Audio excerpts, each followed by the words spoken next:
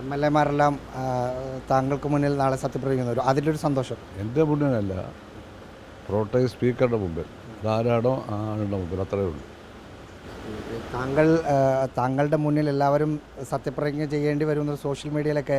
ഇപ്പോൾ social media അതല്ല, പിണറായി വിജയൻ താങ്കളുടെ മുമ്പിൽ സത്യപ്രതിജ്ഞ. സോഷ്യൽ മീഡിയ നോക്കാറേ ഇല്ല. കാരണം ഒരുപാട് അനാവശ്യങ്ങളും വൃത്തികേടുള്ളത് എഴുതുന്നതുകൊണ്ട് ഇടയ്ക്കിടയ്ക്ക് ഞാനത് നോക്കാറേ ഇല്ല. അല്ല, അതുകൊണ്ടല്ല, പിണറായി വിജയൻ താങ്കളുടെ മുന്നിൽ സത്യപ്രതിജ്ഞ ചെയ്യാൻ വരുമോ ഇല്ലയോ എന്നൊരു ആകാംക്ഷ. പിണറായി വിജയൻ MLA അല്ലേ, പിന്നെ ആരുടെ മുമ്പിലാണ് സത്യപ്രതിജ്ഞ ചെയ്യേണ്ടത്? പ്രോട്ടേം സ്പീക്കറുടെ മുമ്പിലല്ലേ, അത് ചോദിക്കേണ്ട കാര്യമാണ് അതിനകത്ത്. അല്ല, അദ്ദേഹം നാളെ വരാത്തവർക്ക് അതിൻ്റെ പിറ്റേ ദിവസം ചെയ്യാമല്ലോ, അപ്പോൾ അങ്ങനെ ആവുമോ?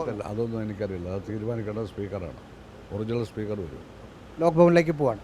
അതെ, അതാണ് ജി സുധാകരൻ പ്രോട്ടേം സ്പീക്കറായി സത്യപ്രതിജ്ഞ ലോക് ഭവനിലേക്ക് പോവുകയാണ്. സാമൂഹ്യ മാധ്യമങ്ങളിൽ ചില ചർച്ചകൾ നടക്കുന്നുണ്ട്.